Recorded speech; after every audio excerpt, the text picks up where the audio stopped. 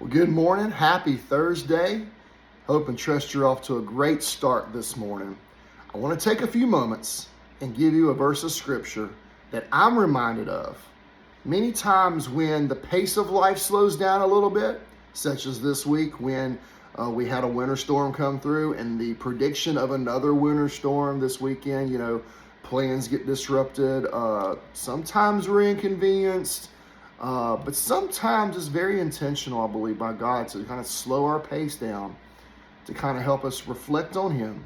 But if there is a verse of Scripture that I want to talk to you about this morning that is a biblical definition for rest, one of the many in Scripture, is Matthew 11, 28, 29, and 30. You see, we're all going to be busy.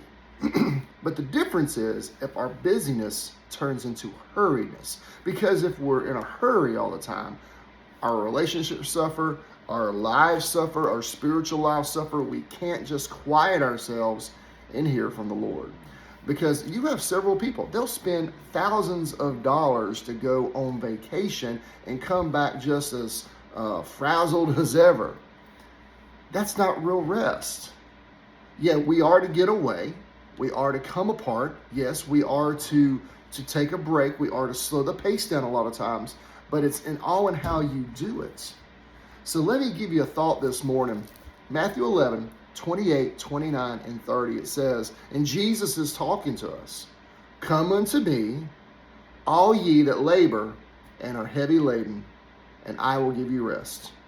Take my yoke upon you, and learn of me, for I am meek and lowly of heart, and ye shall find rest unto your souls.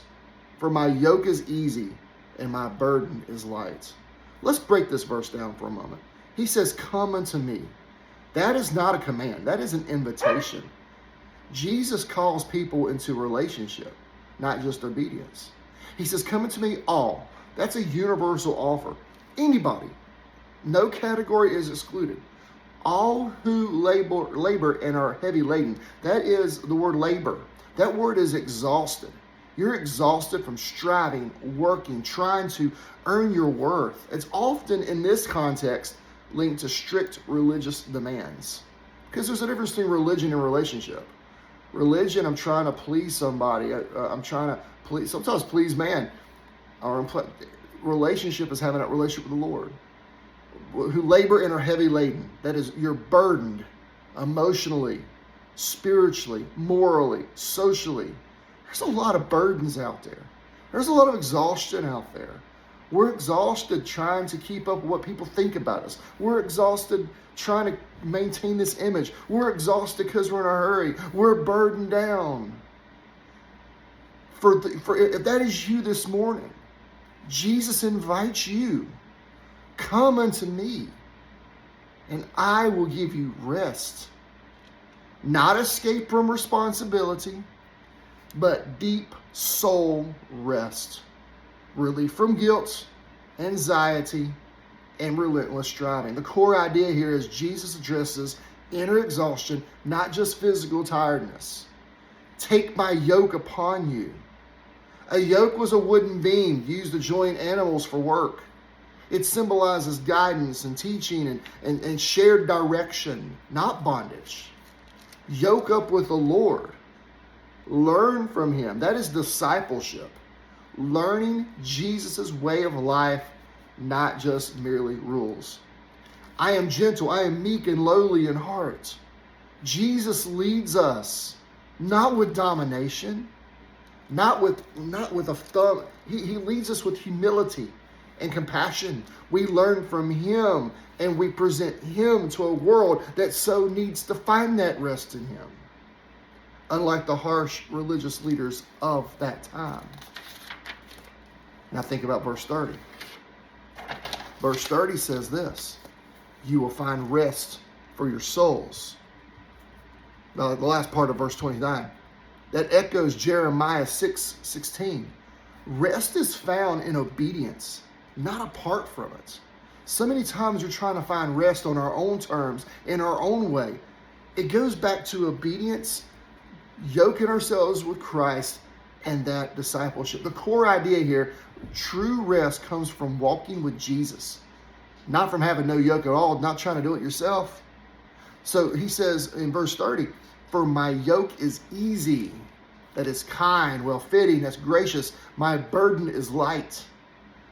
Not because life is effortless. We still have to live this thing called life. We still have to have the burdens of this life, the exhaustion that comes from this life, but because Jesus shares the load.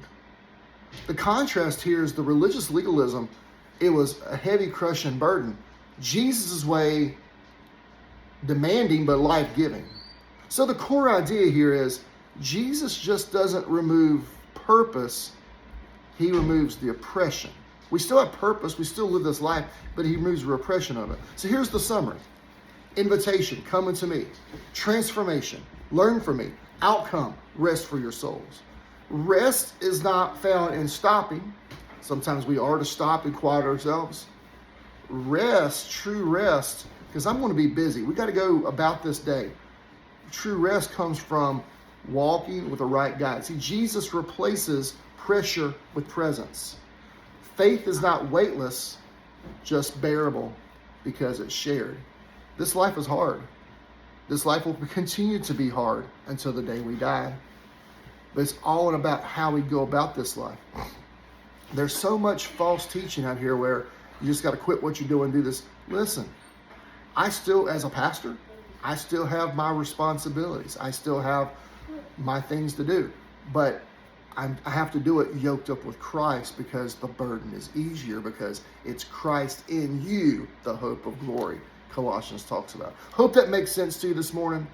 But if you're here this morning and you're weighed down, you're burdened, things like that, Jesus' invitation still reigns through the ages. Come unto me, you'll find rest for your souls. We spend so much time with our mental development, our physical development. How about our souls? The inner you, the person that you are becoming. So many people neglect that, and it's costly over time. Think about that today. A biblical definition for rest. Have a great Thursday. May the Lord bless you.